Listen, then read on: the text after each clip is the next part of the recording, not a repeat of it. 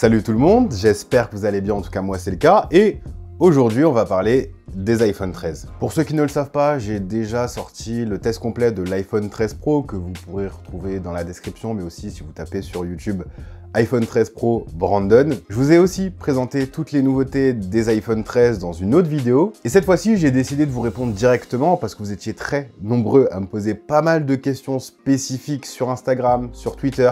Donc, je vous ai proposé de faire un petit Q&A. Ça vous permet d'être au cœur du contenu et puis surtout d'avoir des réponses à des questions qui vous sont vraiment personnelles. En tout cas, désolé pour le temps d'attente entre chacune des vidéos. C'est vrai que dernièrement, j'ai pris un petit peu mon temps.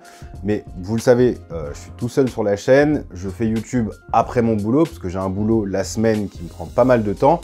Donc, si vous aimez mon contenu, n'hésitez pas à vous abonner, ça fait plaisir. N'hésitez pas non plus à lâcher un gros pouce bleu, un petit commentaire, et puis surtout, à partager cette vidéo, parce que ça aide beaucoup. Sur ce, première question pour bien commencer cette vidéo, vous faut-il un iPhone 13 ou un iPhone 13 Pro? Dans mon cas, la question, elle est vite répondue. Je prends l'iPhone 13 Pro. Il débarque cette année avec plus de nouveautés comparé à l'iPhone 13. Par exemple, l'iPhone 13 n'a pas l'écran 120 Hz qui donne un affichage ultra fluide. Il n'a pas non plus le nouveau mode macro qui permet de faire des photos jusqu'à 2 cm d'un sujet et qui offre des résultats vraiment très sympas. Il n'a pas non plus de zoom x3 qui offre d'autres perspectives pour prendre des photos. D'ailleurs, il n'a pas de zoom du tout. Du coup, on se repose sur un zoom numérique qui offre des résultats vraiment pas foufou en 2021. Il n'a pas de fonctionnalité pro comme l'Apple ProRAW ou alors l'Apple ProRes. Et puis la taille maximale, c'est 6,1 pouces comme l'iPhone 13 Pro. Du coup, si vous voulez un téléphone encore plus grand, il faudra prendre dans ce cas-là le 13 Pro Max. En gros, vous l'aurez compris, si vous êtes un power user, c'est-à-dire un utilisateur qui aime avoir le meilleur du meilleur, dans ce cas-là,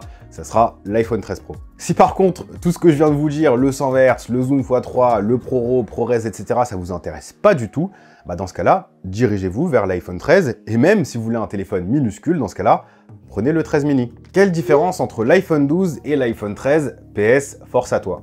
Bah déjà, merci mon ref, ça fait plaisir. Et puis, en vrai, quand on regarde les iPhone 13 comparés aux iPhone 12, effectivement, ils ressemblent beaucoup au modèle de l'an dernier. Du coup, la question, elle est légitime. T'es d'ailleurs pas le seul à l'avoir posée. Mais bon, personnellement, à choisir entre l'iPhone 12 et l'iPhone 13, je prendrais l'iPhone 13.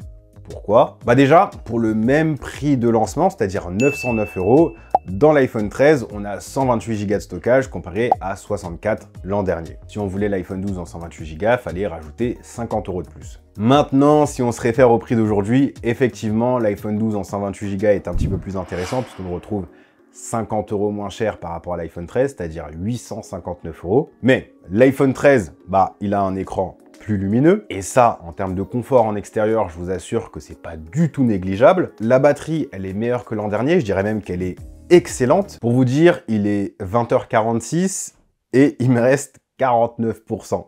C'est juste ouf. Je pourrais ne pas le charger cette nuit et repartir demain pour une demi-journée. Moi qui suis un gros utilisateur de réseaux sociaux, e-message, YouTube, Instagram, Twitter et j'en passe, franchement, c'est une batterie dans laquelle on peut avoir totalement confiance. Aussi, les deux caméras au dos de l'iPhone 13 ont été améliorées. Pour être honnête, en plein jour, vous ne verrez pas forcément beaucoup de différence. Par contre, la nuit, que ce soit sur le grand angle ou l'ultra grand angle, les photos elles seront plus lumineuses, avec moins de flou, ça sera plus net, plus juste au niveau des couleurs. Aussi, sur ces iPhone 13, on a le mode cinématique qui va appliquer un flou en arrière-plan en vidéo, comme un mode portrait vidéo au final. Il y a aussi les styles photographiques dont j'ai expliqué le fonctionnement dans ma vidéo prise en main. Enfin bref, ce ne sont pas des nouveautés drastiques. Et puis comme vous le savez, l'iPhone 12 l'an dernier, c'était déjà un excellent téléphone. Mais comme on dit, la deuxième version d'un produit est souvent la meilleure. Et effectivement, cet iPhone 13 est meilleur que l'iPhone 12. Donc pour 50 € de différence, autant prendre l'iPhone 13. L'iPhone 13 mini a-t-il une bonne autonomie? J'ai l'impression que cet iPhone 13 mini, vous êtes genre giga intéressé par lui. En même temps, c'est un ovni, 5,4 pouces, c'est tout petit et forcément, quand on a un petit téléphone comme ça, on se demande si ça tient bien la journée. Et si vous me suivez sur les réseaux sociaux, vous savez que l'iPhone 12 mini, c'était mon gros coup de cœur et que je l'ai utilisé pendant longtemps. Malheureusement, l'autonomie, c'était un peu compliqué. Et l'autonomie sur cet iPhone 13 mini est effectivement meilleure. On tient plus facilement. Mais pour les grosses journées, je lui ferai toujours pas confiance. Je m'explique. Si vous êtes dans le train-train, métro, boulot, dodo, vous allez regarder des vidéos, écouter de la musique, aller sur les réseaux sociaux, faire de la messagerie. Ça tient bien, j'ai pu faire des journées avec 4-5 heures d'écran allumé avec 20-30% de batterie restante quand je rentrais chez moi.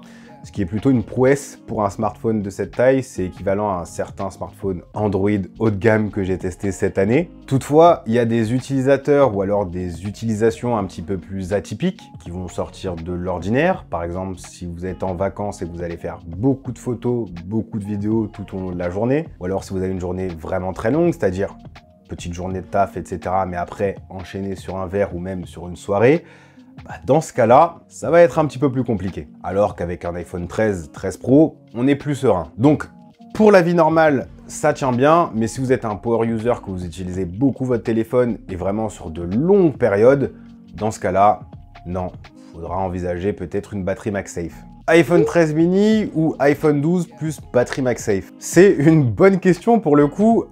Pour ceux qui ne le savent pas, la batterie MagSafe, c'est une batterie externe qui se colle au dos des iPhone 12 ou des iPhone 13 qui va permettre de recharger le téléphone. C'est pratique, c'est facilement transportable, c'est sans câble et ça tient vraiment bien au dos de l'iPhone.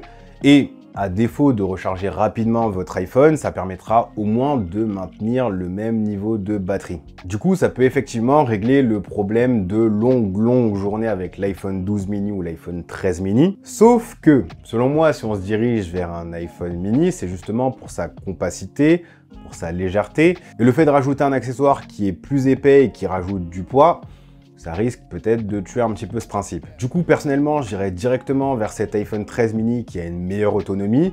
Ensuite, je le testerai, je verrai si l'autonomie me convient. Et si je fais des très grosses journées, dans ce cas-là, effectivement, je rajouterai une batterie MagSafe.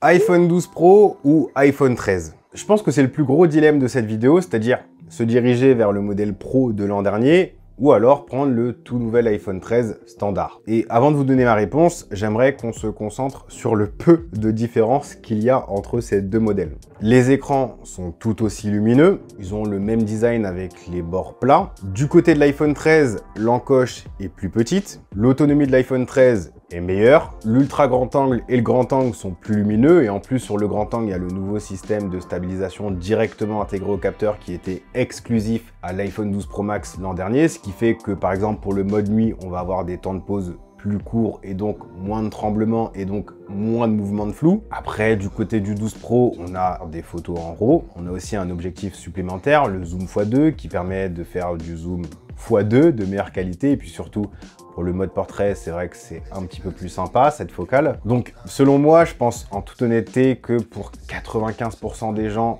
l'iPhone 13 est un bien meilleur choix. Maintenant, si vous êtes vraiment axé photo et qu'il vous faut absolument du RAW, ou alors que vous voulez le zoom x2 pour faire du portrait un petit peu plus sympa avec la focale x2, bah forcément il n'y a pas le choix, il faut prendre le 12 Pro. Mais bon, encore une fois, selon moi, vaut mieux aller vers l'iPhone 13. Donc voilà, c'était une vidéo un petit peu différente de d'habitude, un petit peu plus guide d'achat, j'ai pas l'habitude de faire ça. Je la vois vraiment comme une vidéo en complément de la prise en main que j'ai pu faire des iPhone 13, mais aussi du test complet que j'ai pu faire de l'iPhone 13 Pro. Et puis personnellement, cette interaction avec vous, je la trouve vraiment sympa, parce que c'est pas des questions que j'aurais abordées dans un test ou même dans une prise en main. Donc sincèrement, merci à vous d'avoir participé sur Instagram.